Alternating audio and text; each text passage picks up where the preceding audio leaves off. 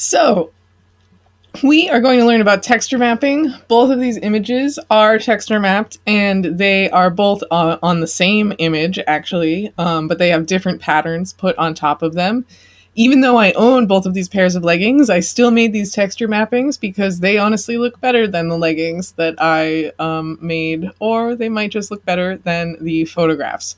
So we are going to search for an image of white leggings. I've Googled white leggings, and we are going to filter, go to settings, advanced search, end up at advanced image search, and we are going to filter to a large size. We don't need to go all the way up because there's very limited images up at 70 pixels, but maybe 12 pixels, maybe 15 pixels, 15 megapixels. This will get us a large size. Remember, we're looking for images that are at least at least like 2000 by 4000 pixels or something like that, because an 11 by 17 page is what we're trying to at least try to fill up.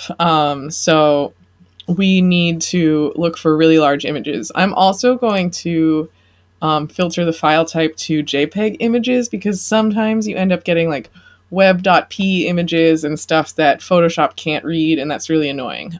So we are just going to search for white leggings with these filters and choose an image that we like that's kind of maybe interesting, maybe dynamic, like this.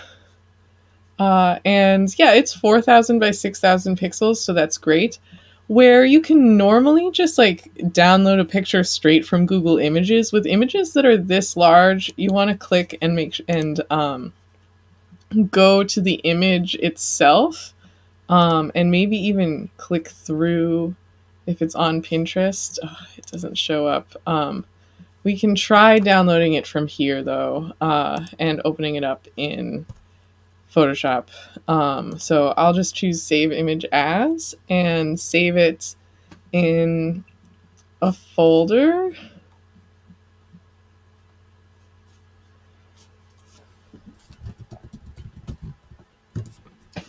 And let's try opening that up in Photoshop. So we can just go to open, I guess.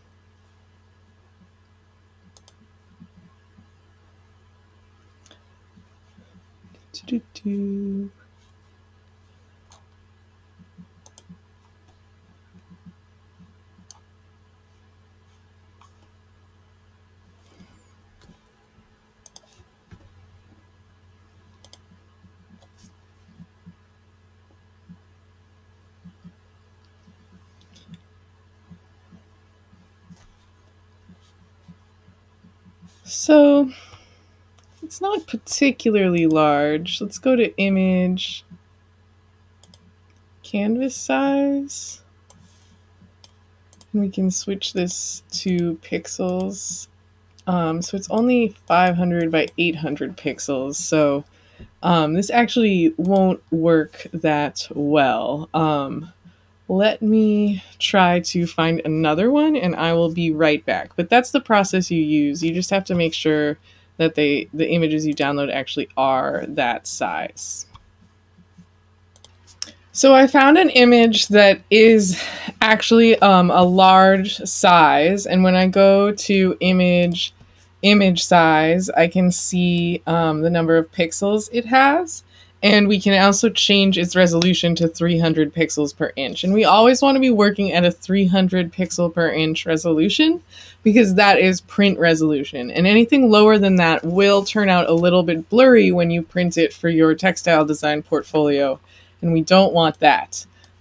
So you can see that it's a huge number of inches. If we change it to pixels, it would be, oh yeah, here are the dimensions. It's 3500 pixels by 5200 pixels, which is pretty close to the size that we need for it to be 11 by 17 exactly.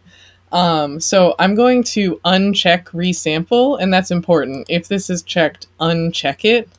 And then we can change the resolution to 300 pixels per inch, and it won't actually change anything about the picture when it's doing this. It's just changing kind of how Photoshop is viewing it. It's not adding pixels or removing pixels. It's just saying that instead of viewing it at 72 pixels per inch and defining the rulers that way and then printing it that way, we would print it at 300 pixels per inch. And you can see that the numbers stayed the same. They got lower here. So now we're at almost exactly 11 by 17, which is perfect. And we can even crop it to 11 by 17 if we want to.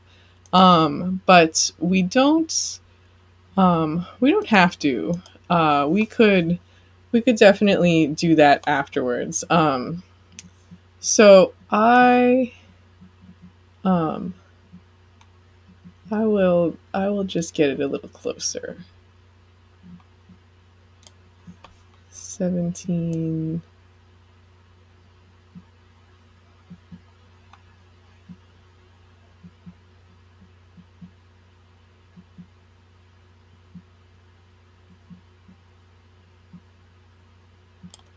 Sure. We can move her a little bit back in the center. All right. There we go. And let's start color blocking. So the first step that I do is I block out each section with either the lasso tool or the polygonal lasso tool. There's all kinds of ways to do this, but I'm going to crop out each different section that I want to have a different, part of the pattern on it, right? It wouldn't be realistic for the pattern to perfectly go across the whole garment. And I didn't engineer it that way even. I engineered it to have different exciting moments throughout the garment. So we need to separate those out. And there are a couple different ways to save selections. I'm going to uncheck anti-alias before I do this. I'm going to hit escape and uncheck anti-alias and then start clicking around. Sorry about that. This is one of those times when anti-alias, which adds a thin layer of pixels, will really mess things up when you go to do your color blocking. And that's why I'm going to show you two ways to do it, because if you struggle with anti-aliasing or remembering to turn anti-aliasing off, it might be better to save your selection instead of doing the color blocking method that I'm also going to do. So once I get all the way around, and you can be as detailed with this as you want, and I'm hitting delete to go backwards with this. And some people like the magnetic lasso tool better, and it might have been a good choice here because there's lots of contrast between the edge of the garment and like the rocky sand behind her. Come up. Beautiful. Hold shift and just get this like awkward moment in here. So there's two ways to save a selection, because I like to get all of the selecting done ahead of time with this process.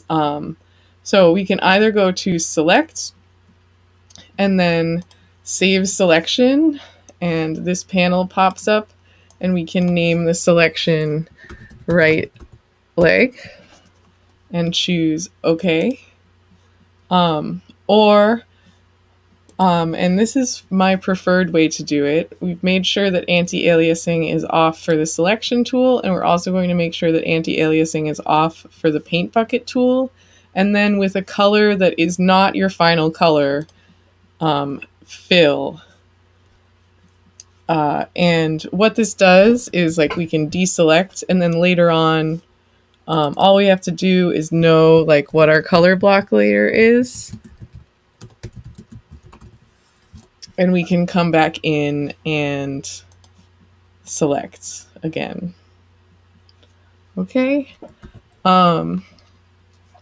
And actually, we're actually going to do a different layer for each color blocking. So we're going to call this right leg. And there's all sorts of ways to approach this, but I think that that's what I'm going to do for now. So let's go around and do the left leg.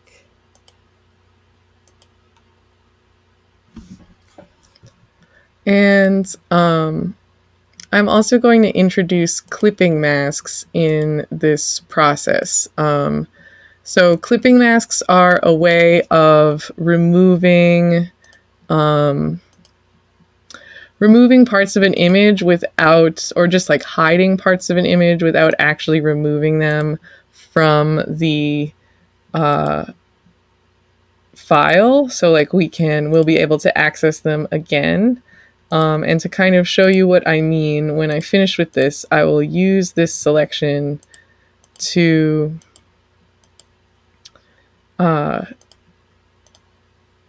clipping mask the image behind it. And clipping masks are really, really handy. So I am actually going to come out and around, and then I'm going to choose the fill tool. And right now I'm going to shut off the background layer, and I'm going to select all layers up in the fill tool. And with a different color, I am going to fill on a new layer that I will call left leg.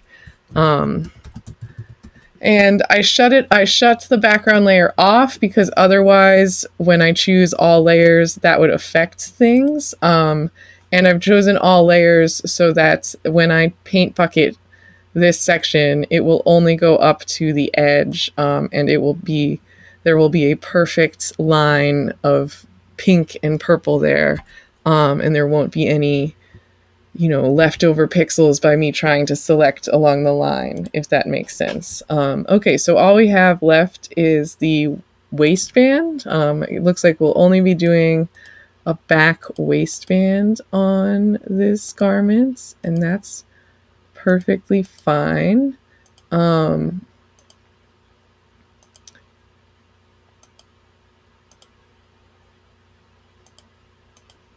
Okay, so again, I don't have to select along this edge because I'm going to shut off the background, make a new layer for my waistband, and then fill this with a new color. It doesn't technically have to be a new color if they're all on different layers, but this is for demonstration purposes. So we will do this teal, and we will fill. We've got all layers selected, so it only will fill up to these pixels on here. And remember, the checker in the background just means transparency. Okay, so let's turn that background back on. Zoom in on this, make sure it's looking okay. Yeah, so there's some aliasing happening here, but I think we'll get away with it. Okay, so now we are ready to actually bring in the artwork that we are going to place onto this. Actually, I said I was going to demonstrate a clipping mask first. So I'm going to select the left leg with the magic wand tool, which selects all of the same color. And we are going to shut everything else off. And with the background selected, I will actually double click it so it's now just layer 0. With the background selected, or this will work with any selected layer, we're going to come down to this little symbol. It's called Add Layer Mask. And it basically clips the image to what you have selected. But you can see that it adds a second thumbnail in the layers panel. So this image is still actually in there. It's just linked to this layer mask. And we can unlink them by clicking on this. And then we can move the image around if we needed to. Or we could move the layer mask around depending on which thumbnail we have selected. But I'm going to hit Control-Z until we don't have this layer mask anymore and deselect. So that's what we're going to use to be putting our our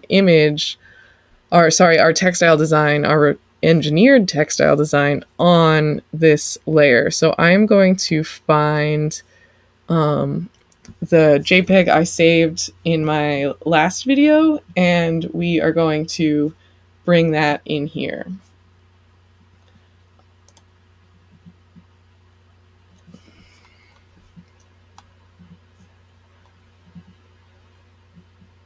Okay, hopefully this works and is an okay size. I think it technically needs to be a little bit bigger for this environment, and I don't want to make this bigger because there are no pixels to add. So this is the JPEG I saved, but actually if in Photoshop, if I go to first off, I am going to just actually drag in the Illustrator file. I'll show you. Oops. There we go. I'm just going to drag in this Illustrator file, and this is where I made the pattern. So I'm going to drag that in, and what should happen is some options will come up. And because these are vectors that I designed, I can tell it to actually bring this in at any size. So we only want page 2.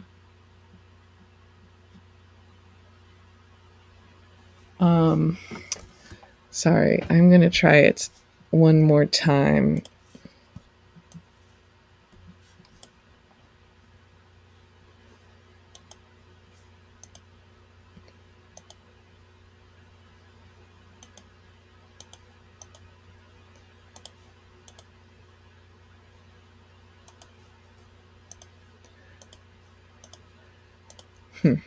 I feel like in the past I've been able to change the size more easily. So I am going to launch Illustrator and raise the size of this image, and then save it as a JPEG and bring it in here. We just need the pattern to be basically the length of her leg is the length that we need one repeat to be, okay? And if I made this bigger, I think it would get blurry and not look great on her. So we are going to launch Illustrator and bring that in. Unless it just does it because it's vectors, it will automatically, because it's over here, it's telling me it's rendering the place document. No, it looks a little, actually, it looks fine. We will go with this. We also could have, oh, but there's a line in it. Oh, it went away. Oh, there it is. All right, we might have to be okay with the line for right now, I'm afraid. All right, we are going to rasterize this image, right click on it and rasterize layer. And this is basically just so we can edit it. And then we are going to duplicate this layer a few times.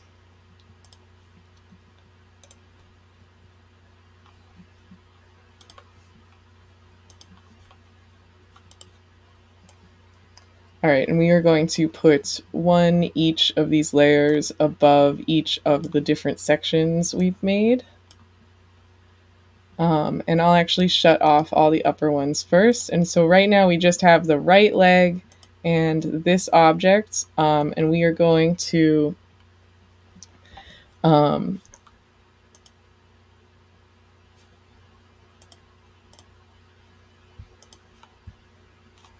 sorry, in Photoshop there's a way to make this layer a clipping mask of the layer underneath it. And I'm just trying to remember how to do that.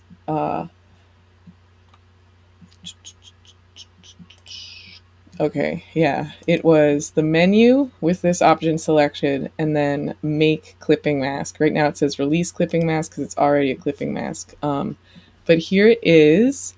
And what we can do now is with this image selected, we can move the artwork around until it's in the right spot. So I believe I designed it so that the something like this. I think this is supposed to be here.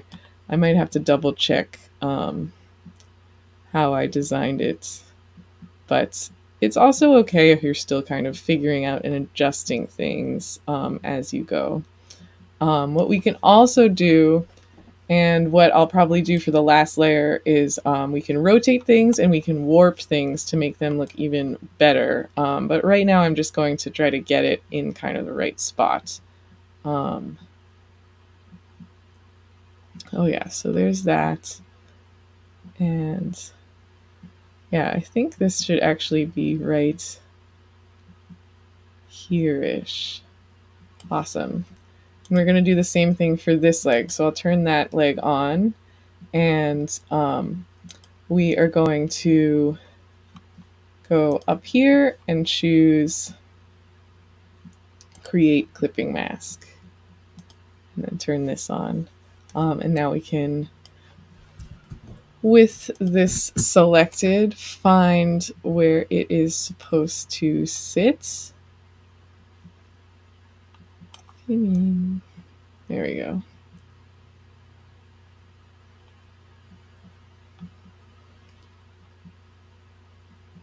Perfect. Something like this.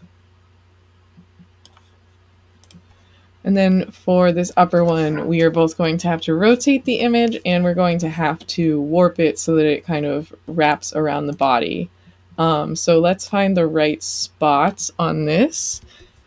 Transform and rotate it. I'm holding shift so it snaps to 90 degrees.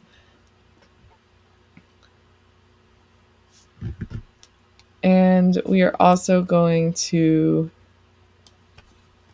just select this small section, so just like something like this big, and we're going to choose, we could do Control Shift Inverse and hit delete, but actually that would only delete the stuff that was on the page.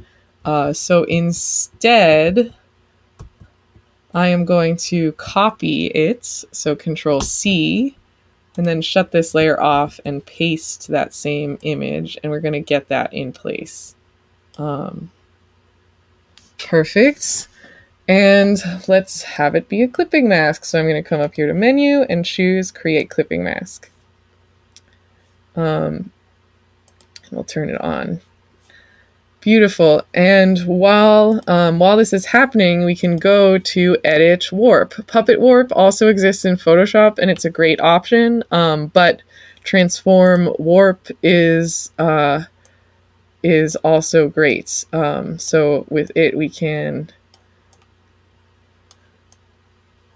click, and we can also split it, so we'll actually know like what the arc looks like and that kind of thing.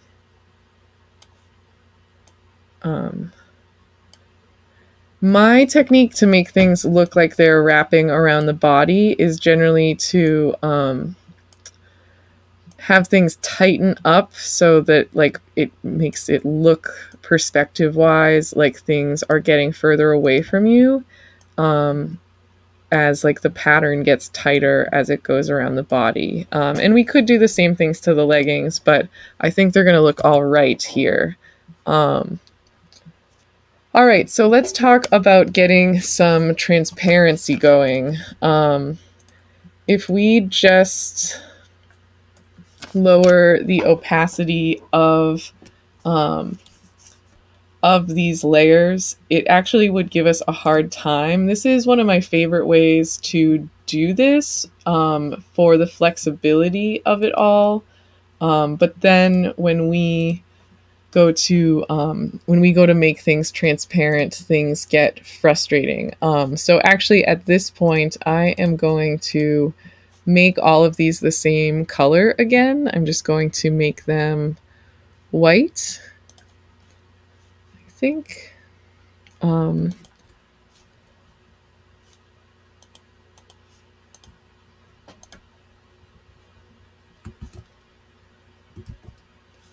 We'll shut off all layers now, because I actually only want it to do it on each of its layers. Beautiful. And we're going to turn these back on. And for these layers, we are going to experiment. Now that they're all the same color, we're going to experiment with these different options. So you don't need to do it to both layers. You only need to do it to the layer that is the clipping mask layer, if that makes sense. So one that looked really good right here, these are opacity options that I'm playing with. So you can just lower the opacity, but the color gets kind of weak, where the opacity options kind of change how transparent things are depending on what color is on top and what color is on bottom. So they're really great options. And Photoshop makes it really easy, and you can just scroll through each one and kind of see how it looks and then pick your favorite. So we will choose, I think darker color is the one that's like keeping the color truest and also letting the shadows burn through really well, or maybe linear burn.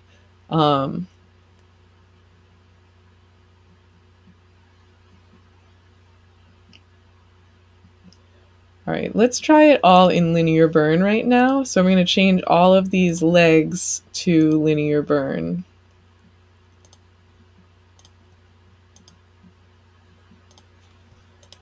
Yeah, so there we have our texture mapping. Honestly, this is looking really good. This is one way to do it. Basically, another way to do it would be to save all of your selections the way I showed you at the beginning. Select save selections, and then we would go to select load selections, and this panel comes up and we can choose the legging, and it's just going to make a new selection. But if we had something selected already, we could add this loaded selection to that selection. But we're just going to choose right leg, new selection, and there it is. And basically on a layer like this, we could then make it into a clipping mask, and we could unlink the clipping mask from the image and move the image around to find the correct place. And you can do any kind of manipulating the same way there. So I really like to have both layers out. I just think it's a little bit less confusing than the clipping mask, but it's either option is totally fine. So hopefully all of that makes sense. Basically then we would save this as a beautiful JPEG of artwork. So please let me know if you have any questions with your engineered pattern design project, and I would be happy to answer them. Right? It's a really, really satisfying process to see your patterns on fabric like this. So I am super excited to see all of yours. I can't wait. So please let me know how it goes, and I will talk to you later.